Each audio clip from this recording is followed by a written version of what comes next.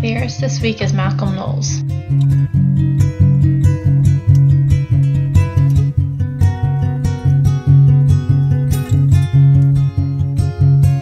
Knowles was born in 1913. He graduated from Harvard in 1934 and married his wife, Hulda, the following year. His first education job was at the Boston YMCA as the director of adult education.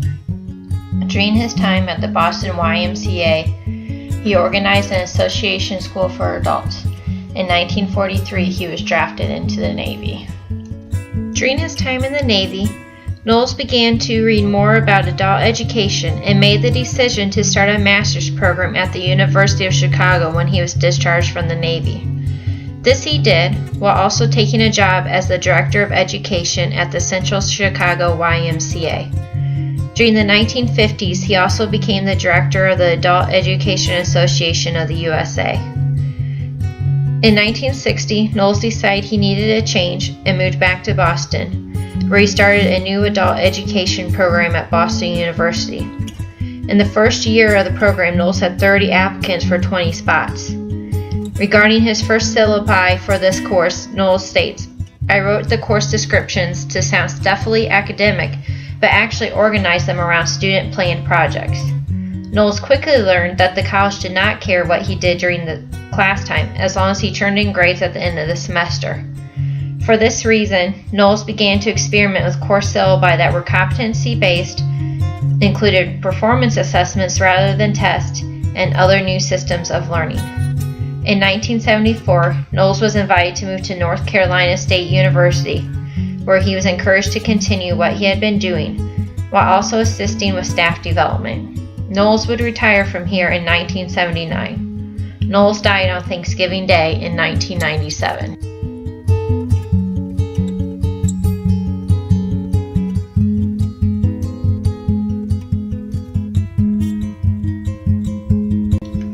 Knowles would publish over 230 articles and 18 books over the course of his career. His first book, Informal Adult Education, was published in 1950. This was followed by 2 books authored with his wife regarding leadership and group dynamics. In 1967, Knowles would publish the article that would make him famous. This article introduced the concept of andragogy.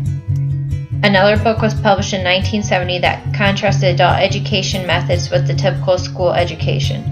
This is just a sampling of the many works of Malcolm Knowles.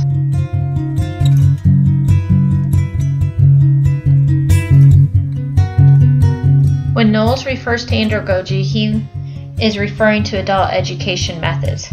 Knowles had several insights into adult education methods. Knowles had the belief that there were 7 outcomes that adult education should achieve. These were: adults should acquire a mature understanding of themselves, develop an attitude of acceptance, love, and respect towards others, develop a dynamic attitude towards life, learn to react to the causes rather than the symptoms of behavior, acquire the skills necessary to achieve the potential of their personalities, understand the essential values and the capital of human experience, and that adults should understand their society and should be skillful in directing social change.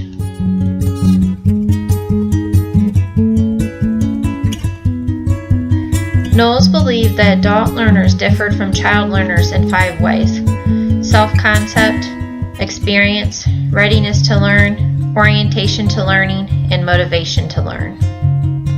For this reason, Knowles developed a 5-step model for educators to use when working with adult learners. The steps of the model were: the instructor should diagnose the learning needs of the learners, formulate the learning needs, identify the human material resources for learning, choose and implement the appropriate learning strategies, and finally, evaluate the learning outcome.